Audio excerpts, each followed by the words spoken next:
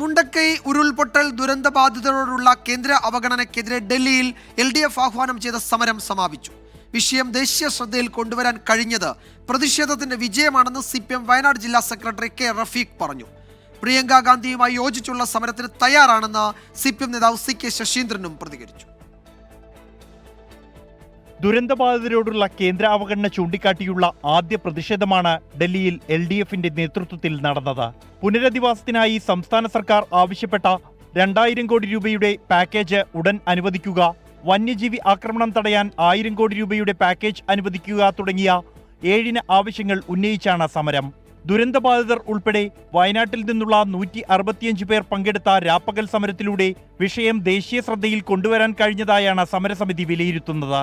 ഇന്ത്യയുടെ പൗരന്മാരായി പോലും ഈ ദുരന്തബാധിതരെ കാണുന്നില്ലേ എന്ന ചോദ്യമാണ് ഇതിൽ ഉയരുന്നത്. അതുകൊണ്ട് ആ ചോദ്യം ഉന്നയിച്ചുകൊണ്ട് നടത്തിയിട്ടുള്ള വലിയ പ്രക്ഷോഭം, ദുരന്തബാധിതർ ഉൾപ്പെടെ പങ്കെടുത്തുകൊണ്ടുള്ള ഈ പ്രക്ഷോഭം രാജ്യത്തിന്റെ ആകെ ശ്രദ്ധ ആകർഷിക്കുന്ന നിലയിലേക്ക് നടത്താൻ കഴിഞ്ഞു എന്ന് തന്നെയാണ് ഞങ്ങൾ പ്രതീക്ഷിക്കുന്നത്. കാരണം വയനാട് MP പ്രിയങ്ക ഗാന്ധിയുടെ സമീപനത്തെ വിമർശിച്ച LDF പ്രധാനമന്ത്രിക്ക് കത്തയച്ചതിനെ സ്വാഗതം ചെയ്തു. പ്രിയങ്കയുമായി ഒന്നിച്ചുള്ള സമരത്തിന് തയ്യാറാണെന്നും നേതാക്കൾ. സമാപന സമ്മേളനം K രാധാകൃഷ്ണൻ MP ഉദ്ഘാടനം ചെയ്തു.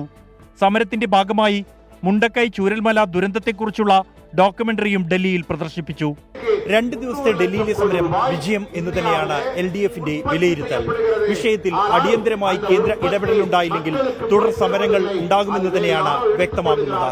ജന്തർ മന്ദിറിൽ നിന്നും ആശിഷ് മട്ടൂരൊപ്പം ബൽറാം നെടുങ്ങാടി, 24.